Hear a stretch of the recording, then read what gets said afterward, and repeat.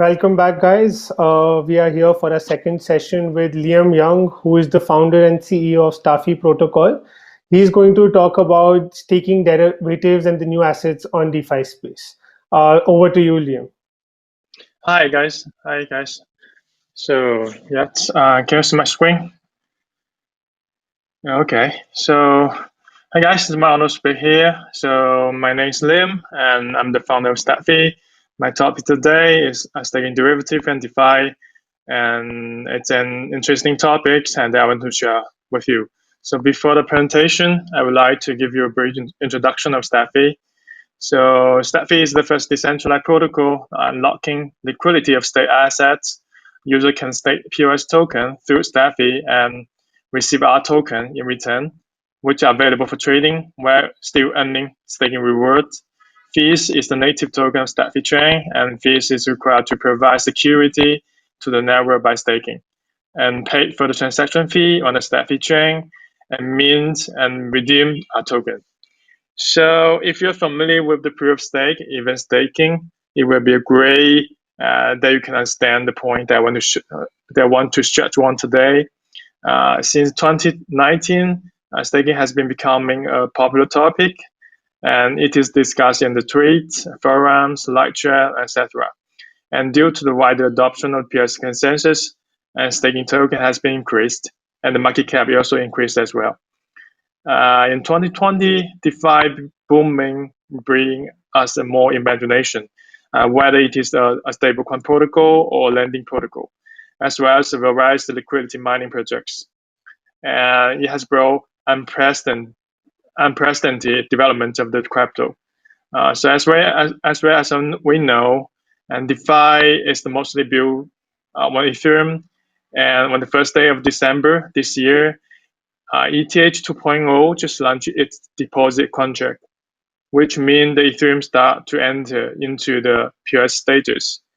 That bring us into the discussion on the POS and DeFi. So if we look at the development of DeFi on Ethereum, you will find one issue, which is a lack of assets in DeFi. There are many assets issued on Ethereum and added into DeFi. Token in DeFi usually used as collateral, but most of tokens are limited on liquidity. Low liquidity may lead to systemic fluctuation. I conclude four ways of access that have been added into the DeFi. The first way is the native token like Ether, Link, and BAT, and etc. And fields of trading, fields of a pair are listed on Uniswap. And lending, borrow, one compound, and Aave, something like that. And the second way is stablecoin, enabling stablecoin to be traded, lended, and borrow is a milestone of DeFi.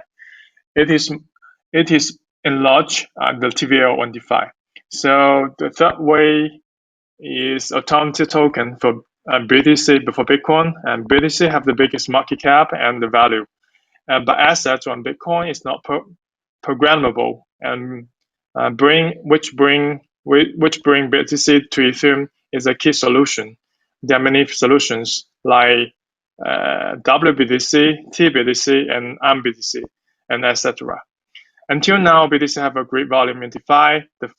So far so good, I think. So the fourth wave is DeFi assets like Comp, Unit, Aave, and other new assets created by the DeFi protocol itself. Innovative adoption by using liquidity mining bring a great value to the protocol. They are also valuable to be added into the DeFi infrastructure. As we see, there are many use cases in DeFi now. So what else? So with the wide adoption of POS consensus, I think the fifth wave would be the staking assets.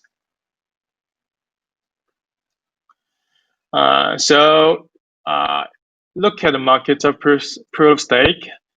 Staking market cap is 107.7 billion. Proof of stake dominates around 50% within staking markets. Over 90.8 billion of value is being locked in the staking and account for around 80%. and those staking assets are not included in DeFi. If portion of it can be added, it will be bring DeFi more possibility, right? So if you look at the specification, many well-known token are Purest token like Telos, Cosmos, EOS, Tomochain, and etc. The data may be a little bit old, but most of the tokens are still in the top 100. So if you need exact dominance of Purest token, you can calculate it through stakingreward.com website. There's a chain and focus, and from the chart here, the trend is one, staking is being rapidly adopted, right? And the second, the average staking rate have reached 50% on some of the large network. Three, and as the adoption of PS grows, and the total value of log assets will grow as well. And so the focus are the value of state assets are potential to surpass 1,000 billion in the coming 5 years. That's a prediction, but I think it's going to be happen. So, and the one is the introduction of Ethereum 2.0 staking will significantly increase the adoption of and the value of peer string. Okay, so we know the importance of PS token, and it will bring a value into the DeFi. So how to bring POS access into DeFi? So there are three main ways. The one is integrating a PS token into DeFi directly through cross-chain contract. Post token can be minted on Ethereum. Then all token can be used for DeFi, but the problem is if there are many demands on DeFi, token are swept to ES20, which may be harmful to a PS consensus because token cannot be staked to provide security.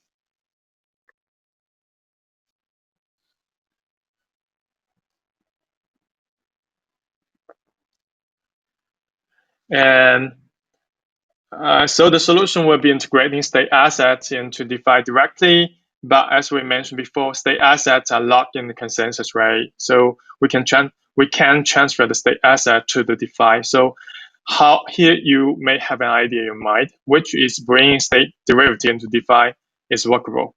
Derivative of state assets is an alternative token for state assets, able to provide security but also maintain liquidity demand. So through these three solutions, we prefer to choose the third one, and it is obviously the best for bring staking assets into DeFi.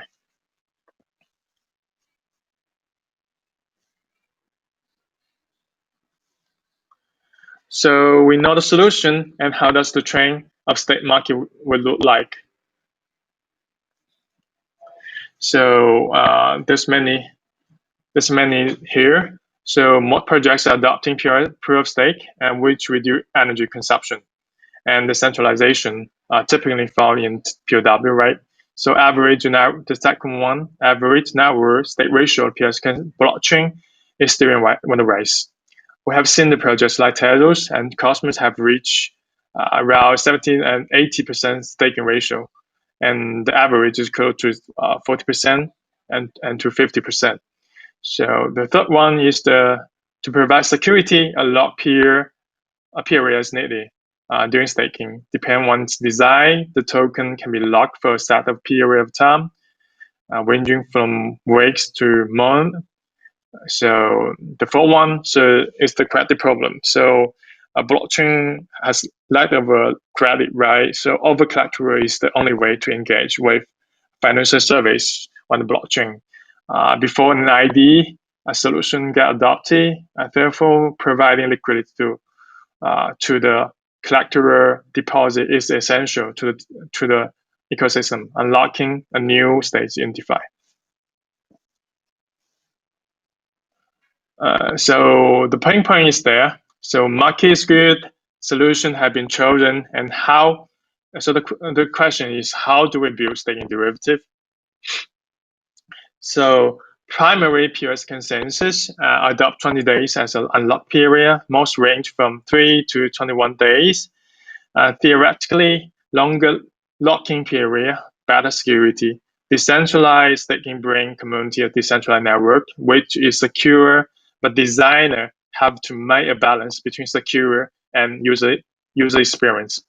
As we can see, there are two range that they are in the main choice of the project. The first one is 3 to 7 days. The second one is 50 to 21 days.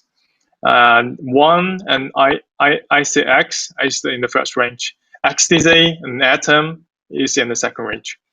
There are also two features in this chart. The first train is projects with higher value prefer longer locking period.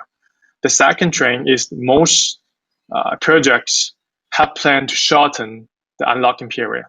So the background is staker cannot make a quick response to the price fluctuation with web staking, which may cause a loss. Problem between token liquidity and managed security still be the problem. It may become worse in the bear market.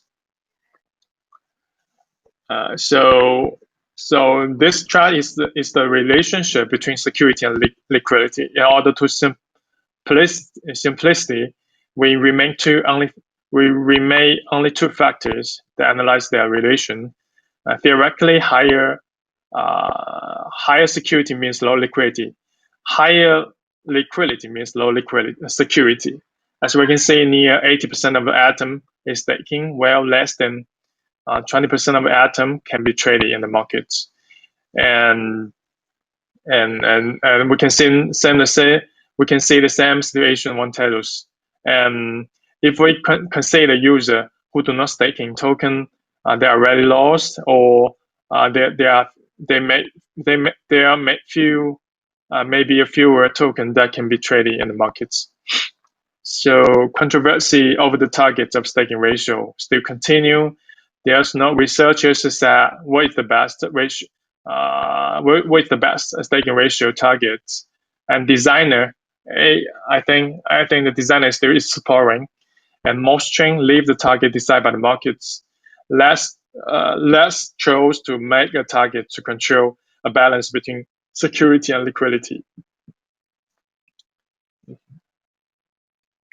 So creating an autonomy token for the locked assets will be a solution. A staker and trade the autonomy token instead of state assets.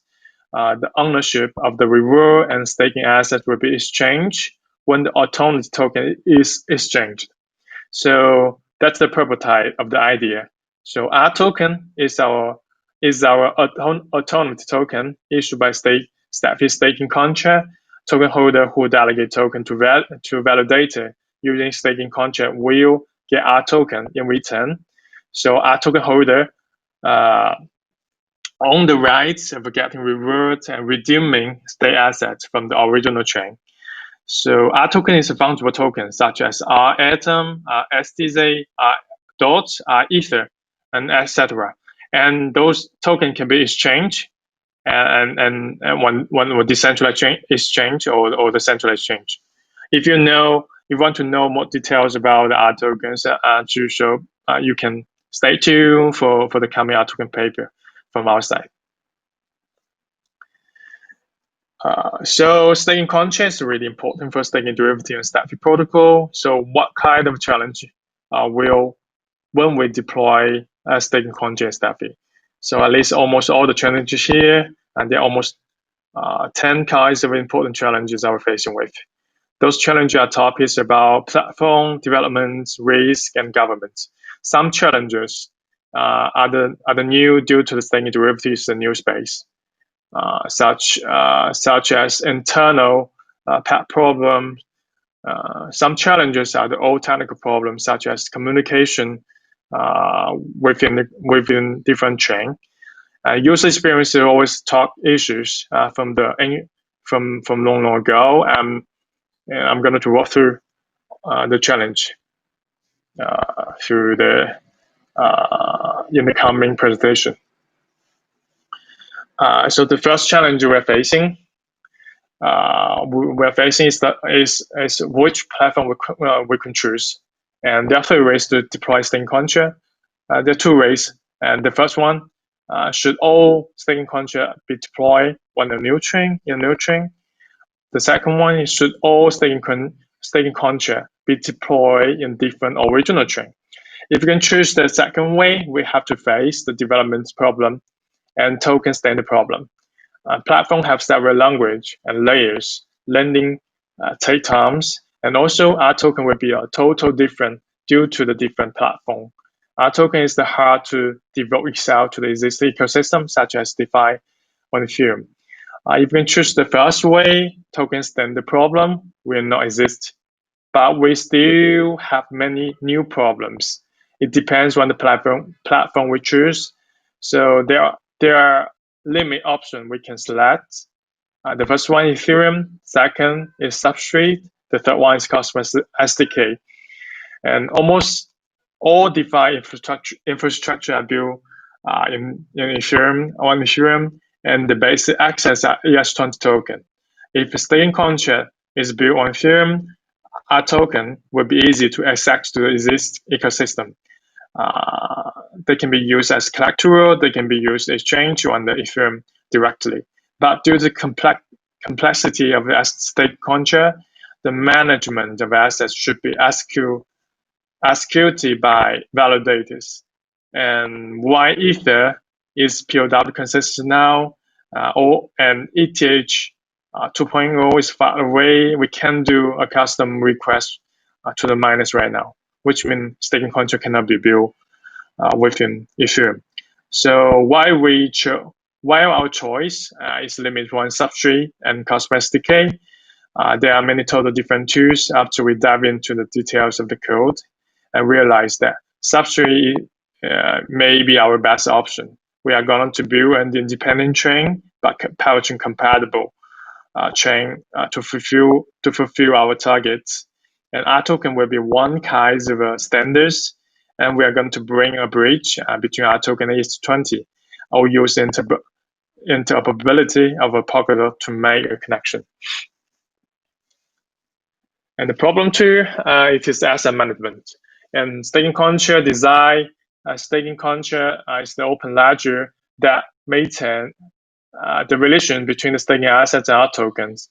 While the two staking assets still locked in the original chain, the security of ledger is actually the asset security. In staking contract design, we have 4 design principles. So you can walk through the details.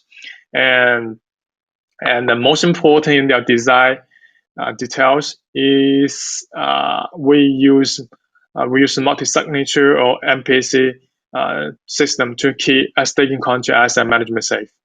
We redesigned the multi-signature algorithm to fulfill the on-chain leader rotation. That's the key to protect the assets in the management. The main problem is the new algorithm, like how to design party selection and how to rotate the party on chain. So that's the main algorithm we are currently working on it. And the problem 3 it's the staking contract performance. And due to the connection with the original chain and multi-signature or MPC algorithm, and staking contract performance limits suffer from the tax limitation per minute. If there are thousands of staking and redemption requests in the to the staking contract may take quite a lot of time to deal with the queen. And we are solving this problem the most efficiency way to make our service stable and avoid large scale operational even in a certain times.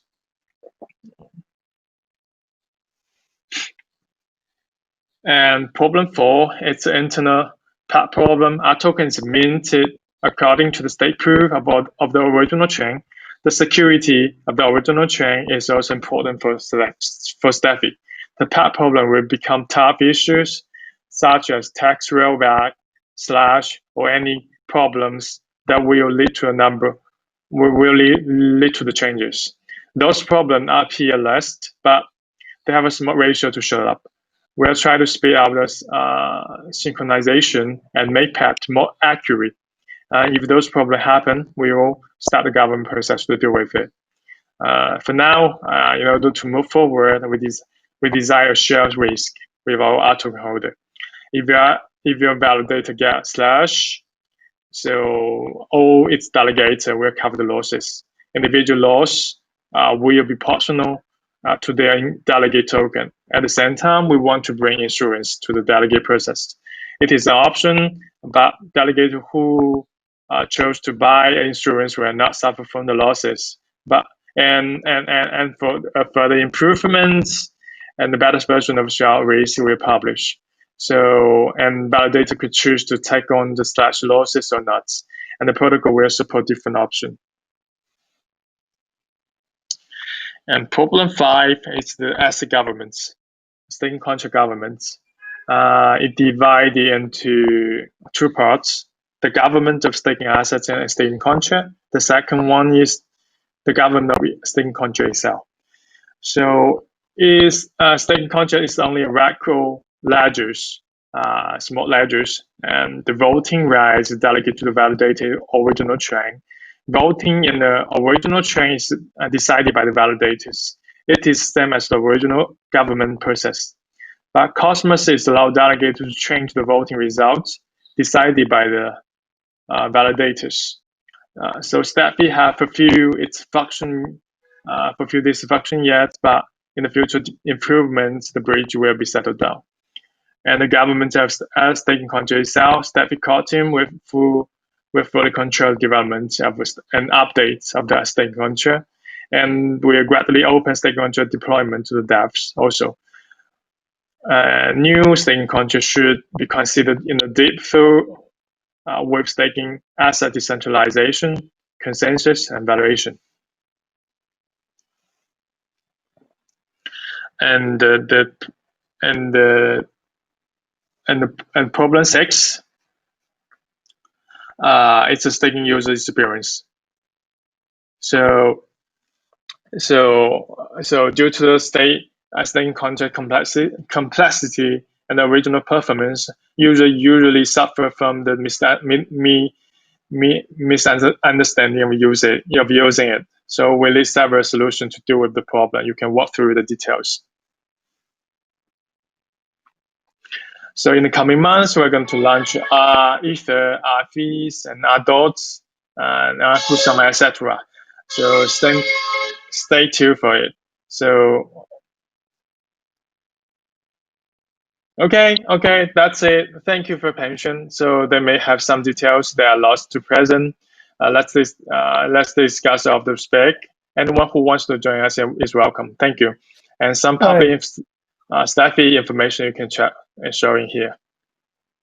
Thank you, Liam. Any questions? That was some really interesting things that you shared with us, Liam. Any questions that you have for Liam regarding derivatives and what assets are there for on DeFi? You guys can write in the chat.